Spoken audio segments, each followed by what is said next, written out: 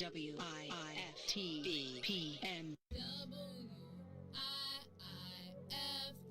WIIFTBP.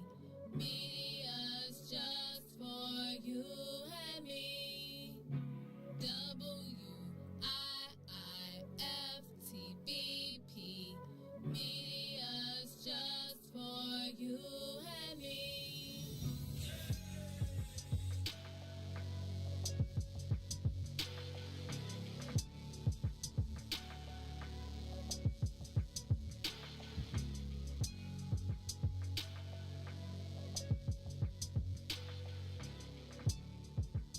Broken screen?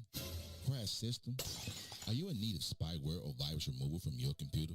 Well, contact RPC Computer Repair in South Shore and let us help you with all your computer repair services and print needs. Need office or print production services, copies, scans, fax, or even notary service? Then stop by and support RPC Computer Repair and Print Shop located 1741 East 71st Street in the 71st Street corridor, newly revitalized South Shore areas, and let RPC be your one-stop shop, where we believe RPC is your PC. RPC Computer Repair is also a UPS access point where you can drop off and pick up your important packages. So let RPC be of service to you.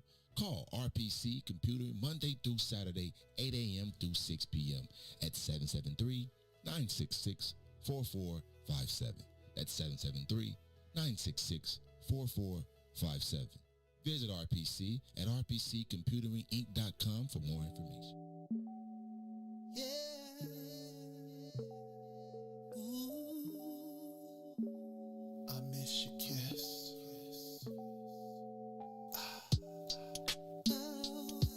Your kiss is one of a kind. It feels so nice. Girl, you do it right. I miss. Ooh. Oh, girl, you don't go too fast. You take your time. Just how I miss. Hey. Oh, you kiss it, then I'm drifting off your love. Keeps me floating, girl. I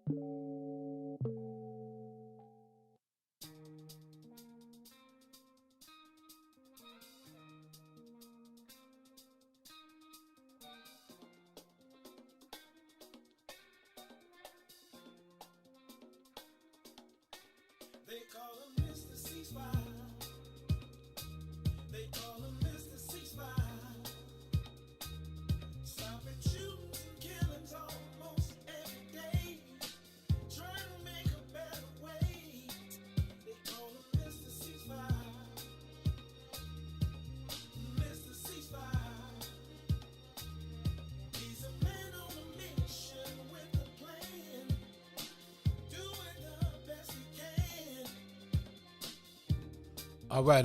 Hello and good morning to everybody here on What's in It for the Black People Media Network. Tio, Mr. Ceasefire Hardiman here with a touch of soul every Sunday morning from 8 a.m. to 9 a.m. It's an honor to be here, and as you know, I want to thank God for allowing me to be here as well to host this particular show every Sunday morning. I want to send a shout out to my sponsors and everybody. I want to thank Dr. Willie Wilson for supporting everything that I do when it comes down to my radio shows and the touch of soul. I want to thank God once again, and I thank my family, all the good supporters out there. I want to send another shout out to Youth Connection Charter School. If you have a young person in your family between the ages of 16 and 21 and they need to re-enroll back into high school and obtain their high school diploma, visit yccs.us. That's Youth Connection Charter School. And the Associated Builders and Contractors of Illinois and the Community Builder Program.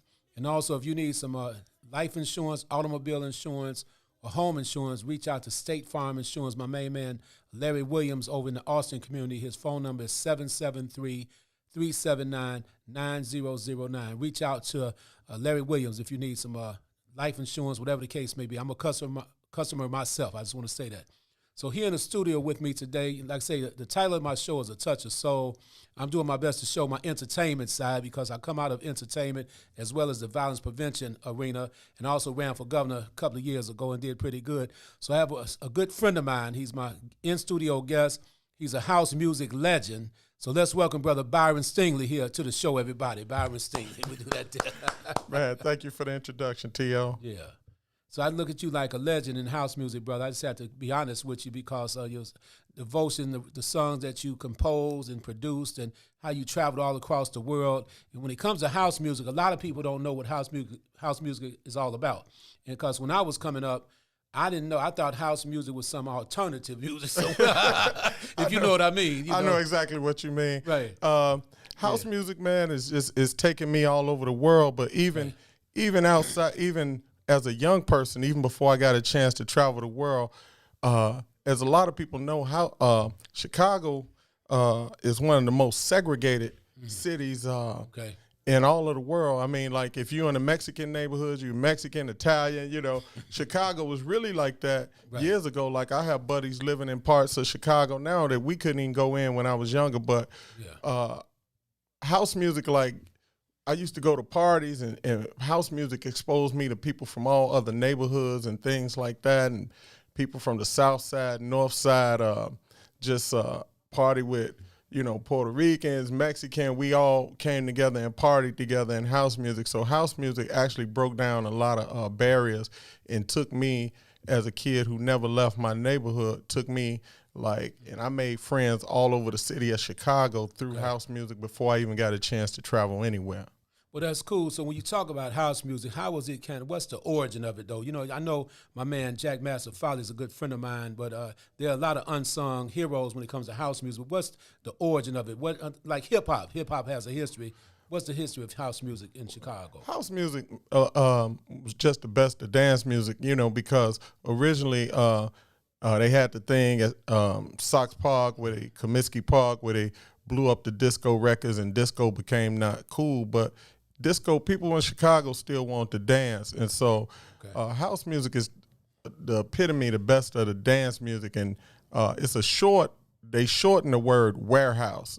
Frankie Knuckles played at the warehouse, and when people would go in the record stores, they would say they wouldn't know what to ask for. And so they would just say that record either Frankie Knuckles played or Ron Hardy played. And so they shortened it down from warehouse to, they made a whole section of sign that said house music, and people started to call it that, and it was like they played everything, though. They played records like Kraftwerk, groups out of England like State Farm, Yazoo. They played Philly International Soul. They played a lot of records out of New York, like on the Prelude label and things like that.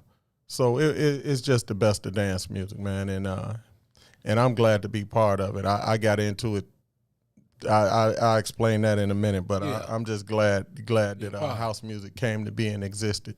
Yeah, we'll talk about that as we move forward. Like I say, the title of my show is A Touch of Soul, so I just have a little fun on this particular show because house music, rap, R&B. You talk about the sounds of Philly. You talk about even the sounds of Memphis back then. You know, like I study music. I love music, you know. And this guy, Colonel Abrams, I wouldn't necessarily see him as a house music guy.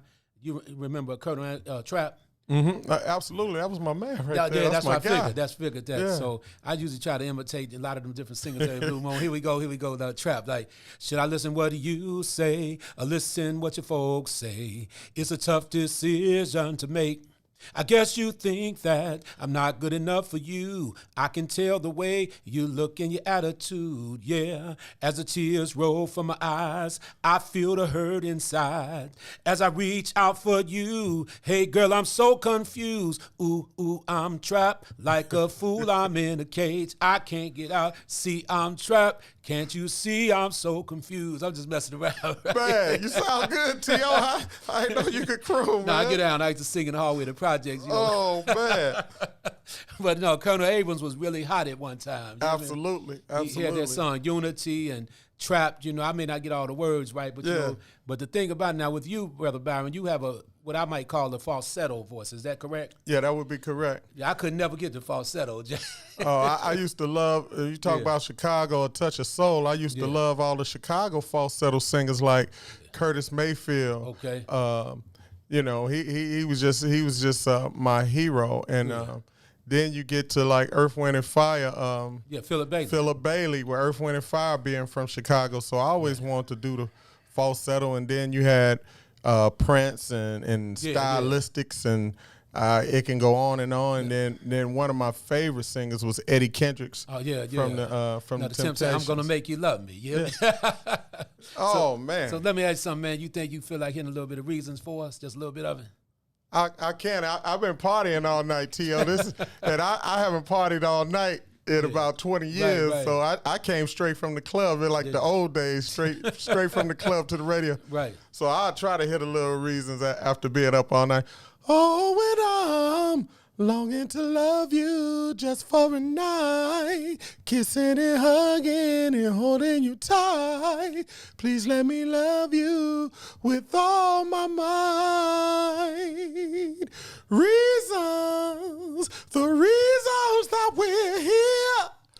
The reasons that we're here, I feel just won't disappear. Oh, that's a funny song, though. That's solid. That's a funny song because, you know, I'm thinking that's just a beautiful love song. But if you really listen to the lyrics, he's saying that after all the reasons why, all those reasons were just a lie. That's right. They were just a charade after all the love has been after love's been made, they made up all these great reasons. He like, hey, it wasn't none of that at all. We just wanted to anyhow. You know, it's a family show, so I'm keep it family. No, this is love. It's really a deep song because, you know, Reason was like an anthem, you know, out there, for everybody. Anything Earth, Wind, and Fire put out back then. That song's very deep, had a lot of meanings, different meanings, and I just am glad that we got a chance to grow up in an era where people wrote just beautiful songs like that. And guys back then used to beg on them songs. That's what I'm talking about. They used to beg, and I don't hear no whole lot of begging going on no more. Well, Keith Sweat was the man. He might have been the last great beggar, yeah. Because, you know, Keith Sweat, like the last great beggar, right? Because even with Earth, Wind, and Fire, Maurice White, that record, Would You Mind? I love that record, too, because he's saying, let me get a little bit of it here. Because I never, ever, never felt this way in my heart before. Love has found its way in my heart tonight. That's right. I want to look into your eyes, baby, hypnotize. Make love to you, baby, till I'm satisfied. Look into your eyes. That's Brother Maurice White, you know what I mean? Yes, sir.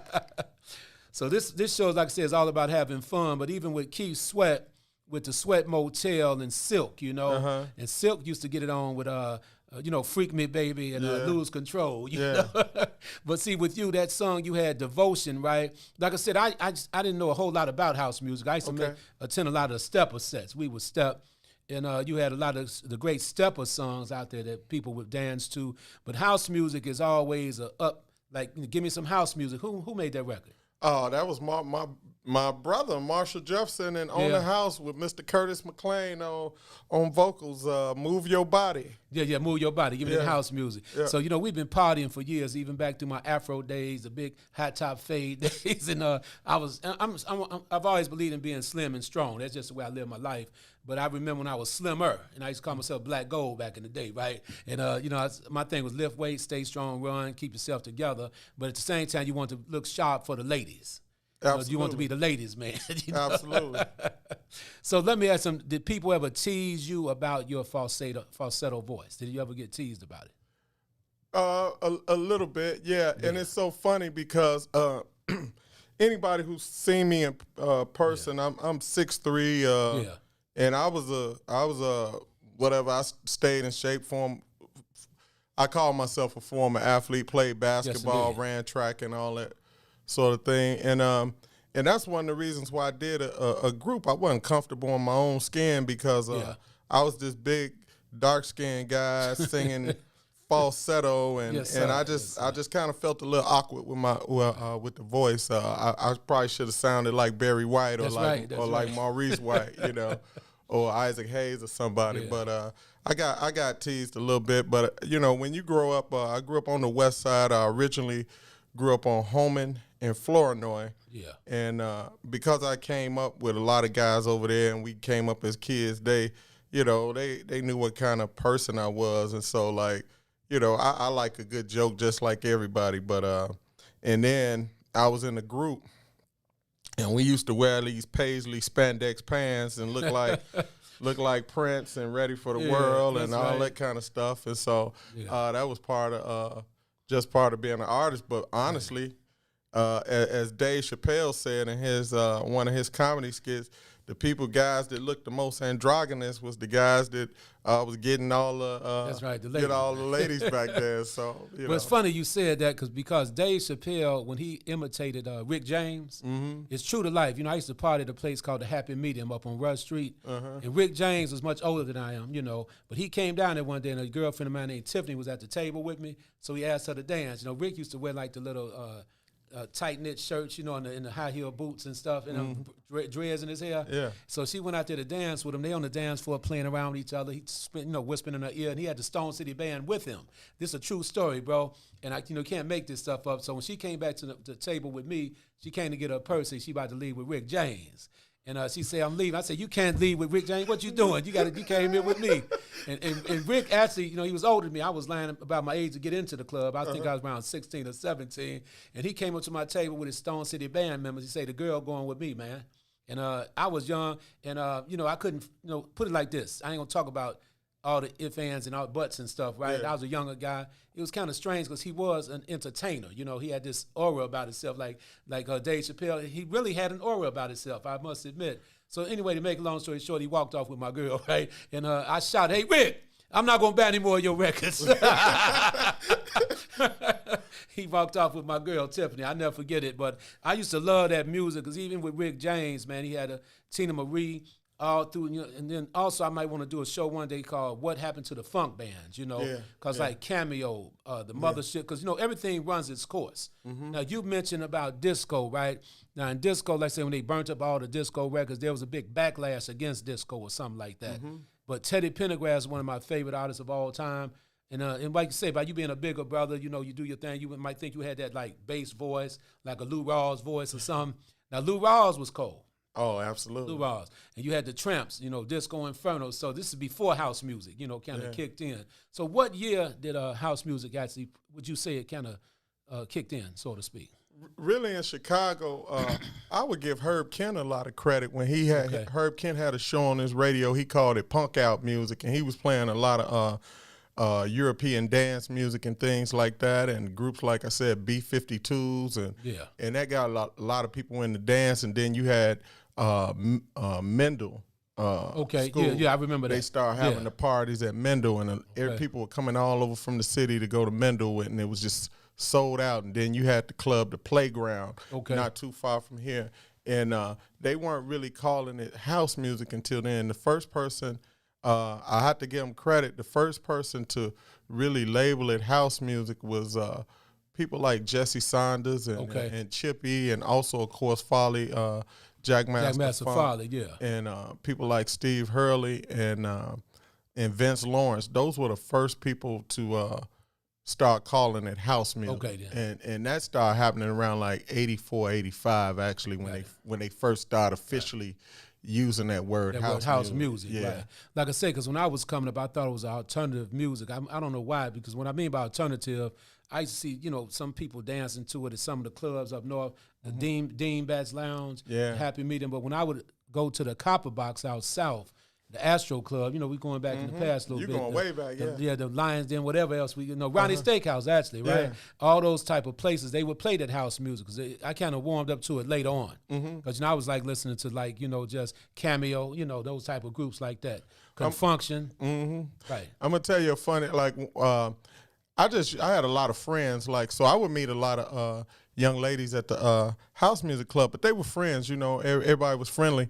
And so, it was, I don't like using this term, but it was a couple of guys that was, straight up hardcore thugs from around my neighborhood. They stopped me one day, and they said, hey, where do you meet all them? I said, man, them just friends. They like, where you meet them? I said, at the house parties. And they was like, well, I was like, no, man, that's, I don't know where you get. And so they was like, come next week, we going with you. I said, man, I can't hang with y'all, man, because y'all gonna come and, and kick it off. It ain't that kind of atmosphere. They was like, come on, man, we know how to act. And it was so funny, because I come the next week, they had perms, but the next week I come time for the party, they had cut their hair in the box haircuts and everything, man. They had transformed. They was like, we coming to blend in. So no, they ready to party for real. They ready to party. So yeah, but they came and had a good time, and that's like I said, house music. House music just opened up the whole world of Chicago, man. You know what's deep about it also, when I attended the stepper sets, it's funny you said that how some of the brothers from the streets would come to the house music parties, but on the stepper set, it was a little bit different, because if you bump into a guy back then when I was east of the Rhine, a lot of stepper sets, that they were packing them pistols, Yes, sir. And they would be dancing real cool so they wouldn't drop that pistol, you understand? And I seen a whole lot of them stepper sets back then, man. Yes, but we had fun then, all the different colors and stuff, the lime green suits, the purple outfits. I mean, I think it was just a history to kind of go back and take a look at it, because it was a cool time in Chicago. Well, I got on my Stacey Adams now, man. That's what I'm talking about. I got on my Stacey's with my gold yes, sir. in the shirt, and I would have worn my hat, yes, man. Sir. But yes, sir. I was at a house club last night. Right. So that record that you composed, Devotions. Can you give us a little bit of Devotion? That was your number one hit, number one. Yeah, that was my first record as 10 City. Yeah. Many a man would try to take you to bed. They don't care what's in your head. They really know how to play the game. But in the morning, they don't know your name. They're only out to get some kicks. First sign of trouble, they're gone too quick. You need someone who truly cares, a lover who will always be there. Devotion.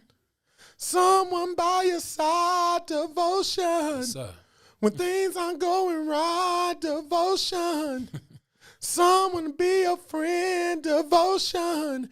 That's through thick and through thin. That's what I'm talking about, man. I got to give it to you on that. That's Devotion on Touch of Soul this morning. So this particular show, I'm trying to take it, we plan to take it to the highest level ever as time goes by, because I think there's something missing out there in the world anyway, because when you hit on a touch of soul, you can hit on soul music just goes so far. I mean, you go way back to even the doo-wop days, and I studied soul music, even when the Temps and like you mentioned, Eddie Kendrick, Smokey Robinson, all the way up to, one of my favorite singers is Kim in today's world. Al Jarreau was cold, Al Jarreau. Al Jarreau, and then I love the singing group, what's that group there? After 7. Babyface people. I tell you, a group that I loved out of Detroit was, that don't get all their credit that they deserve to me, is Enchantment. They had a falsetto that was... they was something else. Gloria and all those records. So whatever happened to the Floaters, though? I think they floated off the scene. Yeah, right? the Floaters. And my name is Larry. That's right. Because it goes like the Floaters was like... See, take my hand, come with me, baby. to Love Land. Let me show you how sweet it could be, sharing your love with Larry. I'm just messing around.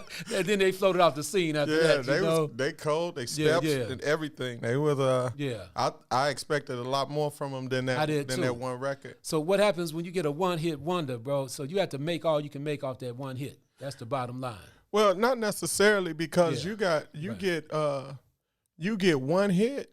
If it's a big enough hit, you can do shows off of that for the rest of your life, because it's about creating memories, and some people want to hear that song that sparks that memory, you know, for them in that special time in their life where they were having fun. And so, like, I know people who've had one song that people still call them to this day because they want to hear that song. Now, you telling the truth, because it was way before our time. But I remember when I was growing up, my mother used to like Chubby Checker, the twist. The twist.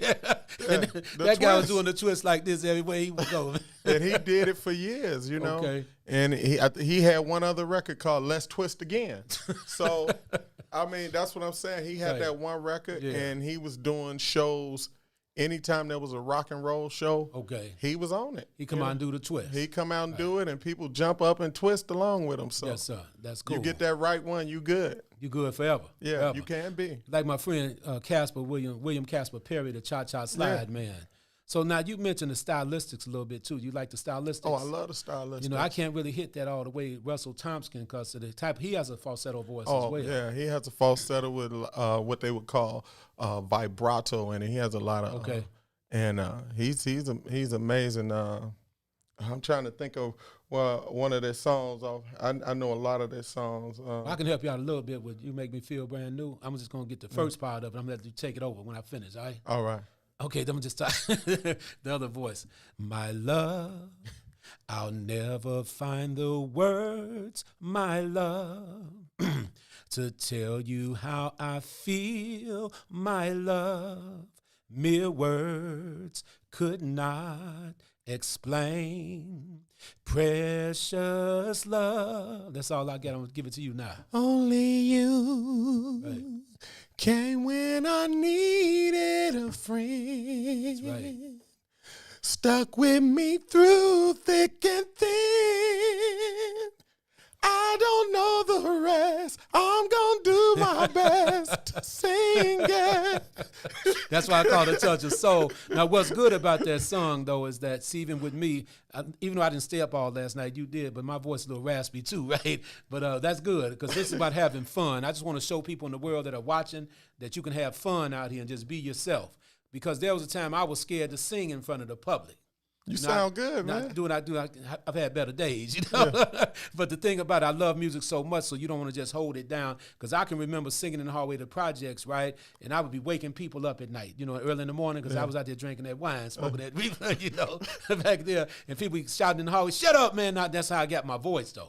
Because in the hallway of the projects, you get good acoustics. You get a good echo and a good reverb and all that in the projects. Yes, sir. And then we had a lot of fun. So, like some of the groups, even if you go back to the Jeffrey Osborne days, Peabo Bryson, they just cold singers to me, man. Lionel Richie was cold, even though. Let me ask you this here when it comes to music, though.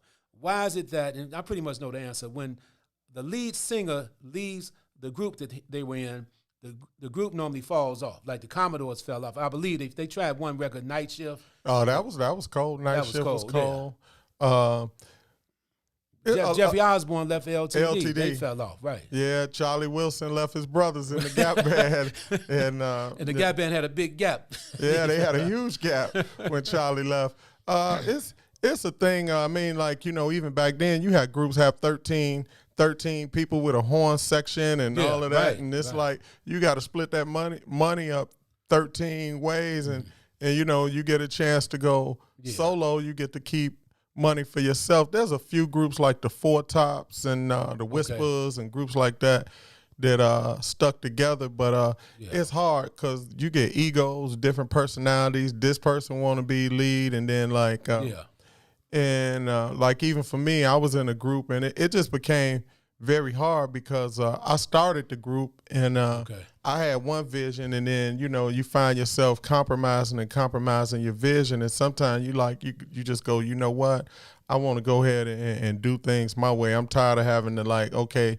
we say we gonna wear this, and somebody just because they want to feel like they in charge, like, no, we shouldn't. What we gonna all that kind of stuff. Yeah, right. so it's like, come on, man, Now I studied American music, definitely soul music, because even when they say David Ruffin, left the Temps, his ego, but you saw the movie, he was just stuck. Cause a lot of times lead singers feel they're the ones bringing the noise. They're the ones bringing all the people. Like David Ruffin say, "I made y'all. I'm the Temptations," And then David had a voice without a doubt. But I think it was the group was what was going on. What's your thoughts? The group, it's a lot of times the combination of the group and the music. I talked to somebody today about the group Kool and the Gang. Yeah, I love that group. They had songs like Jungle Boogie, Yes, indeed.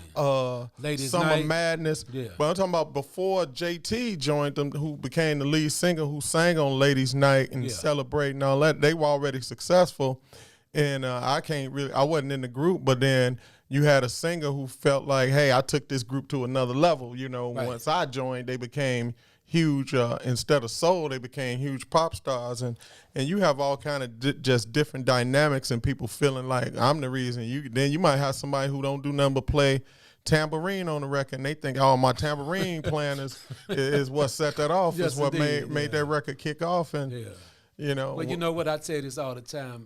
Back in the day, even when I was like hanging in the projects, the name of my group was The Disappointments, because we couldn't get past that wine, back there. But in real talk, though, I understand the mindset of a guy being a lead singer and knowing it. Like, as a matter of fact, James Brown, I noticed in his autobiography, and I watched the movie, he was telling the producer that was producing him, look, I'm going to get 80% of my proceeds. Mm-hmm. You can get 20%. I'm the one bringing the people buying them tickets. Mm-hmm. And he didn't play with that. So James knew that as a young man.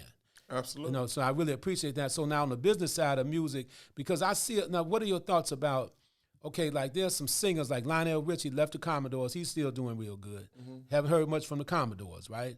Jeffrey Osborne was real big back in the 80s, 90s, whatever. He left LTD. Mm-hmm. I haven't heard from LTD, right? So you think about them different groups. What do you think would have happened? Do you think Philip Bailey would ever thought about leaving Earth, Wind & Fire?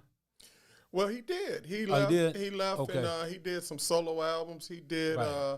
He did the stuff like Easy Lover with Phil Collins. Yeah, I remember that. He had the album. Was that Walking on the Chinese Wall and all of that. But it was the combination of them. And I would say this: Earth, Wind & Fire also was around before Philip Bailey joined them. They had. Okay. I'm trying to think of Bayo, Bayo. They had all of that. They had the song "Sun Goddess" that they did with Ramsey. They was getting down. Ramsey Lewis. They was getting down around Chicago for. And then Philip Bailey came and he added an element that his voice really helped them to cross over. But it was so much a combination, and they had great horn players with Tom Tom and Satterfield, and the musicianship in them was just incredible. But Maurice White's production and he was something else. Maurice, songwriting. He was cold. Yeah, very cold. Because you even think about Maurice White, and then when you think about Heat Wave was cold. Woo! Oh. Heat Wave was cold, man. That Always and Forever will always be a song that I would never ever forget. Ain't no half step. You talking about stepping music? Stepping ain't was no going on. Ain't no half stepping. stepping. That's right. Yeah. And then Heat Wave on that Always Forever. I hit a little bit of it. Like I said, I'm trying to reclaim my voice this morning. But here we go. Let me see. Take time to tell me you really care, and we'll share tomorrow together. I'll always love you forever, forever. That's me right there, Brother Byron. Just a little bit. I love that song. I love that song too. Yeah. I used to sing that to girls on my front porch, and one of my best friends would say, "Hey man, thanks for setting the tone and the mood for me. Now I'm gonna take it from here." Right. And he would scoop them up and go and walk away, man. So. But what's one of your favorite, other than one of your songs, one of your favorite house music songs of all time? Oh wow, it's so many. I would say "Finally" by CeCe Peniston. Yeah. This song. Another song called "Finally," which was done by Julia McKnight. it's just so many Black Box, all the songs with Martha Wash on it, Chippy, some of the original house cuts that he did. I want to send a shout out to Daryl Pandy, who was a great house music singer who I loved as a brother. Got it. It's just so many of them. J.M. Silk with Keith Nunley, Jack Your Body, Mr. Steve Hurley.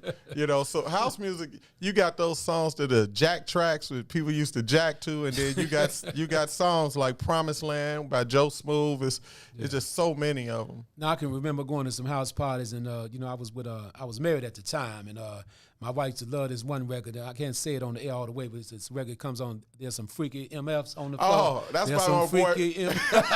That's by my brother, Mr. Mike Dunn. Oh yeah, Mike Dunn. That was sharp there, man. I used to love that record, dancing up that music. But no, like I say, the musical journey and experience. Now, what are the highs? See, this is the thing I want to get. The point I want to make. Because sometimes you can be riding high, soaring like an eagle, right? Mm-hmm. Like I talked about the floaters. They had the one hit, then they floated off the scene. Mm-hmm. What happens when you out there, you got a number one hit, you're doing real good, and all of a sudden now you crash land, you don't have any more hits. How do you resume your life? See, a lot of people need to hear this story because you have so many artists that are one-hit wonders, but they can still live off the one hit, like you said. But what happens when all the fame and all the glory kind of like, the light becomes a little dimmer? It could be a lonely place, man, because people pick up your calls, everybody, and your phone stop ringing. For me, I lost my voice. A lot of people don't know that. I had some develop on my vocal cords called nodules. And so I went to the doctor. I thought I had a cold because I was I thought I just had, when I went to the doctor, he told me, no, you had calluses on your vocal cords. And so he was like, if I do surgery, it might mess you up. And so he said, you might have to just take a couple years from singing. And that was my only way that I had made money. I used to travel all over the world, Dubai, Africa, and just, doing shows. And so I was like, man, what am I going to do? I went back to school and got a master's degree in education and became a teacher. And then I got another master's degree and I became a school principal. But it was hard for a minute. But lo and behold, my voice came back. But a lot of people can't make that transition, and they think that that's all they can do in life. And like, I had two. Well, I got 7 kids. A lot of people don't know that, but my 2 oldest boys both played pro football. Good. But I told them from the time that they were kids, I'm talking about little kids. I said, no matter how long you play pro sports, just know it's going to come to an end. One day, even if you Tom Brady, at some point it stops. So I want you to be more than a football player, man. You think about what business you want to do, you know, and it ain't like music. Somebody might call you, say, hey, come sing your song. Once you done playing football, that's it. That's it. It's over with. Ain't no more like you going to come back at 50 years old and come back and run another touchdown. Once that's over, it's over. And so I put that in them. But it's just, man, where I'm at, I'm just thankful, man, that I got a chance to just do it, period. That I got a chance. Man, like I said, I never left off. I was one of them kids, I never left off my block. The first time I ever got on a plane, I was going to New York to perform. Okay. And so now it's like, I've get a chance to go. Like just right before COVID, I did a show in South Africa in front of 20,000 people. I did a show in Dubai. I did a show in Portugal. I mean, I did a festival in England where it was 15,000 people came to see me. And so like that's major. Like I said, so for me, it's like to any show I do now, it's just, man, I'm just thankful. Like, man, I still get a chance to travel, and the fact that I got a chance to travel at all because of, I mean, I don't want to get into too deep, but like I remember I was, you know, a little bit about my history that people don't know, but I remember like guys came to me and was like, hey, you have a chance to do this and that, man. Will it leave all the crazy stuff to us, and Yes, indeed. And so just to get outside of that and have opportunities, man, I'm so thankful every day. It's a major thing because as an artist, like I say, because when you like living your regular life and then you get on the stage, you have to assume that character. You got to go because you have to have that confidence in yourself. and everything that goes along with being a superstar or an artist, or even an athlete, a professional athlete. You got to know how to when to draw the line, because some people try to live the life of an entertainer outside of entertaining. Yeah. That you kind of get caught up, like the rappers are doing that now. They don't know how to separate the rap industry from real life, because then you end up being shot and killed, because the music is going in a direction where, I mean, some of the rap music, not all of it, in the direction where killing is popular in some of those rap songs, okay? Yeah, the mentality of being like, like people meet me and I'm very like kind of quiet. I mean, when I'm around my friends, I laugh and joke and have a good time. But like I've had seen people book me to do shows and they looking like, man, who do we book? This guy's like one of the most boring guys. And then when I hit the stage, it's a whole nother energy that kicks in, and they go like, oh wow, I'm kind of shy. And I tell, like, I got one of my sons, I got a 13-year-old son, and he's just one of them, oh, I love the Lord type kids. Yeah. And he wrestled. He finished 4th in the state in wrestling. That's good. But I had to tell him, because sometimes he'll beat kids that are champion. Like, he'll beat a champion, but then he'll lose to some kid that's never won. And I was like, and I had to explain to him, it's all right to be a nice guy, but once you out there and you wrestling in the competition, that's the one time it's okay to be aggressive. It's okay. But once you step off that mat, it's over with. Leave that out there. And so he had to understand the mentality of when he's competing. And it's the same with, like, man, you got to leave that, because one thing I realized, like, you come from a neighborhood in Chicago. I've seen somebody go down to Florida thinking, oh, I'm from Chicago, and they go down to Florida. Some of them country boys is tough. Every neighborhood got somebody. Every neighborhood got somebody tough.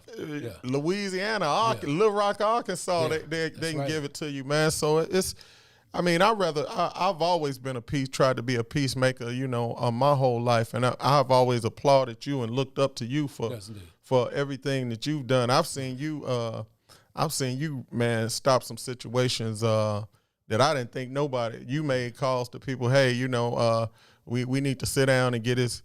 And a lot of people don't know this. When I was a principal at an alternative school on the west side of Chicago, I had some kids that bit off a little more than they could chew. I would call Tio, and Tio would be like, hey, my man, you got to sit down and be cool. They going to give you a pass, but you got to stop all that Facebook gangster stuff you've been doing. And you just don't know how much I respect you, man. Well, like Big Daddy Kane, we get the job done. Oh, absolutely, you do. Now, you know what's good, because I remember some years ago, I was at Spencer Grammar School. Yes, sir. And they put me in the classroom with some of the toughest guys, and they were like 8th graders. These are some tough little guys, right? And I told the principal, you got to get out of here. You get out of the classroom. Let me deal with this. And the teacher, and I got in there, man. I just put everybody in a circle. We had a dialogue, man. Next thing you know, because the principal said, man, you're not going to come out of there alive, I say, it's going to work itself out. Don't worry about it, right? Yes, so I cannot talk the way that I talk to the young brothers the way I'm talking now, right? But we got a good understanding with one another. And a lot of them young brothers are like grown men now. And they still respect me to the utmost, So I definitely had an impact on their lives based on the interaction we had. I had to go in there and cuss them out a little bit, right? I've seen you do it, and you have a gift, man. And I don't want to get too deep, but I'm gonna say you got as they say, an anointing, man. Like you have a way to talk to.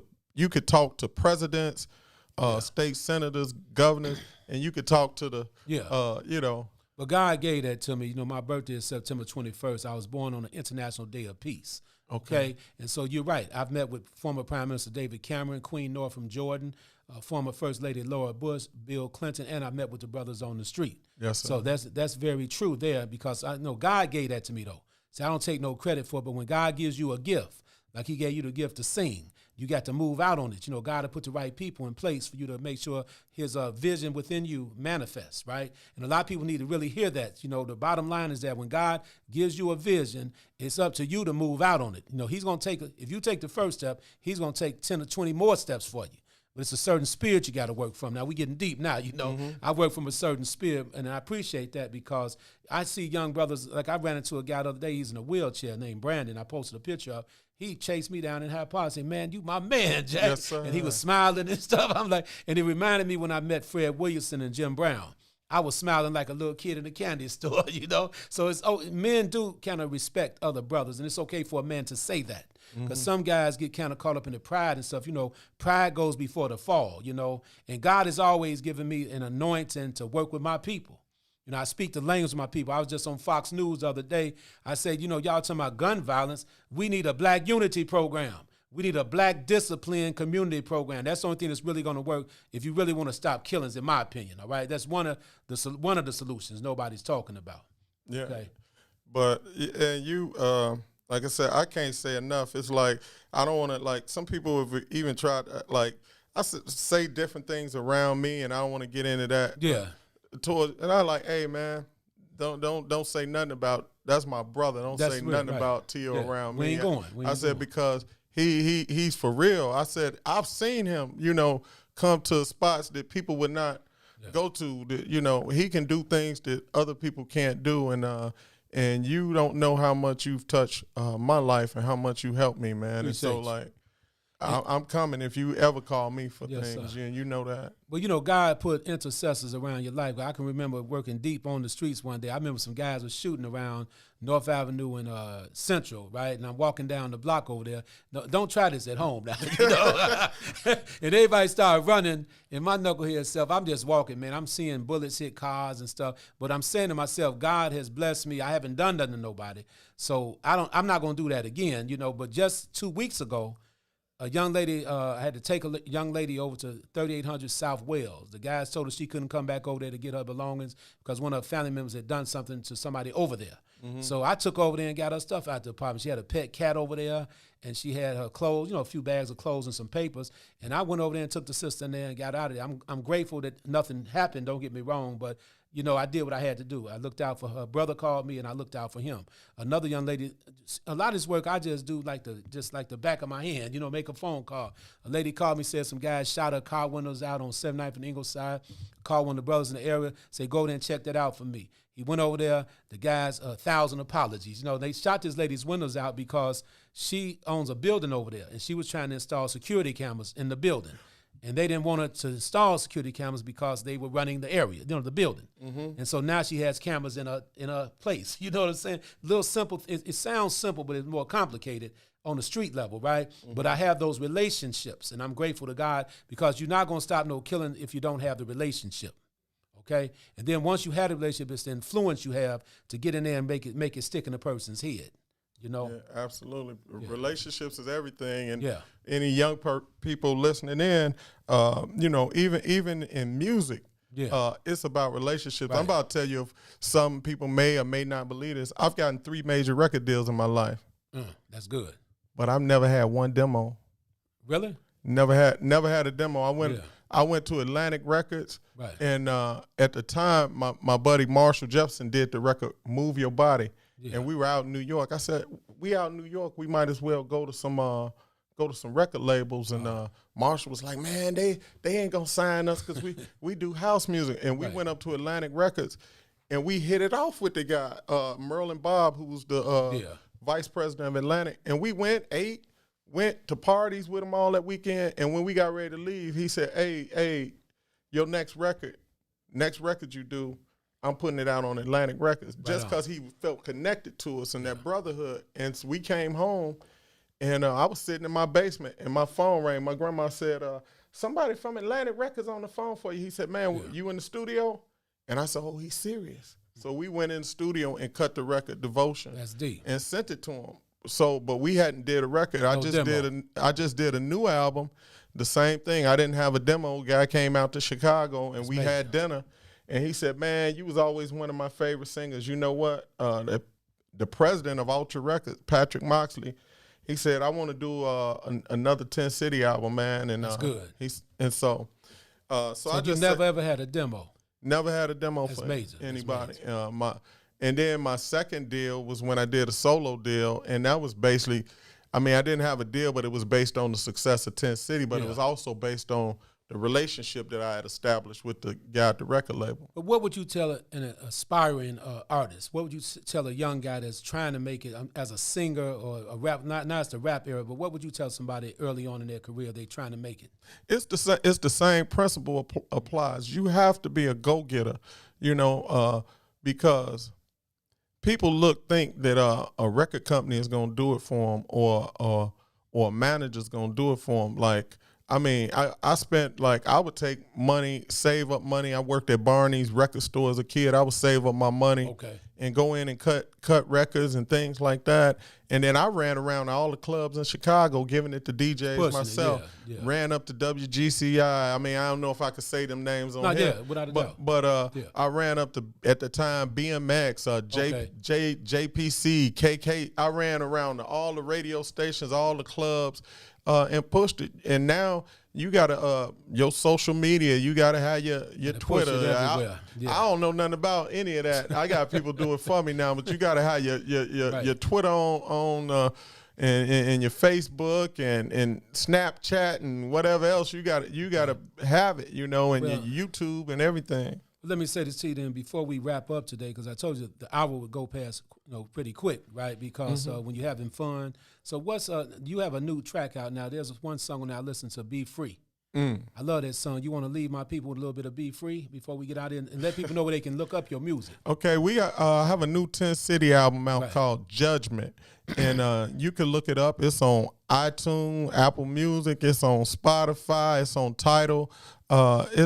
You could even pull up the songs on YouTube and also on places like TrackSource. But it was just fun doing it. This is the first song called Be Free. Yeah. See, we all are a lot alike. The pursuit of happiness is a basic right. The right to live with dignity. Why would anybody want to take that from me? How about I respect you and you respect me? And together life, love, laughter, and liberty. I expect that and I want that for everybody. You be you, let me be me. That's cool. That's good. That was good. Right. Let's give it to you again. Now look here, for everybody that's watching out there, that's my main man, Byron Stingley. And if you want to look, he just mentioned where you can find his music. So this is like, say, a touch of soul, and that's what we're doing, having fun. I plan to bring a lot of artists on this particular show. It's a little different from my other shows because I want to just showcase black soul music, even if you white soul, whatever, we want to, music is universal. Yeah, Hall & Oates. Right. Sarah Smile. If you have Michael Bolden, all these good singers out there. Benny and the Jets, Elton John. Yeah, you know what, Elton John. So, like Jeffrey, I'm going to close out on Jeffrey Osborne, concentrate on you, okay? Oh, wow. My voice is a little raspy, everybody. I'm doing my best. You're like a silhouette of splendor I'd love to remember, and I want to thank you, girl, for all the love we shared. People said we couldn't do it, but God said there was nothing to it. I want to concentrate on you, girl. My voice is a little raspy, but you know it. That's I got right. your background. It says it takes separation to bring appreciation. But I want to send this out to the ladies worldwide. Tio, I'm still holding it down. My rap is still strong. We getting it in where we fit in, right? That's what it's all about. And you still going strong, brother. And that's what life is about, being consistent, being a solid crusader for what, God gave you. Because that's all we got is what God give us, and we got to push it that way. And then if God is in your life, nobody can be against you, they say. If God is with you, nobody can be against you. And I really appreciate you coming on my show today because people need to understand you represent history here, world history. You've been all through the world, man, perform. You talking about Portugal. You talking about South Africa, man. You talking about getting down. Like James Brown just traveled the whole world. They said James would make your bladder splatter. He said he'd make your liver quiver, And they say that Stevie Wonder and James both was like the eighth wonder of the world. These entertainers was magnificent, far as they were, how you build them up. I got a Stevie Wonder story. I'll make it real quick. Yeah, make it quick for us. Okay. Yeah. I was in LA one time eating at a restaurant. I saw Stevie Wonder in the back of the restaurant, and I went over and spoke to him. And he asked me to come outside to the car. He had a driver. We go outside to the car. Yeah. Stevie Wonder said, I want to play some music I've been working on for you and give me your honest opinion. Yeah. And I was like, I can't tell you nothing. You Stevie Wonder. He said, I was younger at the time. He said, I want to hear a young person's opinion. He played me 2 songs. I said, Stevie, I don't like neither one of them. And then he was like, why? I told him why. And then he played me a song called These 3 Words. And I said, that's cool. I said, I love that. And he was like, So, but what I learned from that is somebody like Stevie Wonder could have been just like, man, I'm Stevie Wonder. Can't nobody tell me nothing. Yes, indeed. But even he wanted to get feedback and get other perspectives. Cool. And I just learned about humbleness from that moment. Well, that's major, man. That's major because, you know, Eddie Murphy used to play around with Stevie Wonder all the time. And then that's major. I love that story about Stevie, right? Because we love Stevie Wonder, Living Just Enough for the City. I Shall Real More, all them records, man. We love them songs, man. Yeah. So that's a great story, brother. And with that, we had to sign off in about a minute. But I want to thank you, man. And I have to get you back on my other shows as well.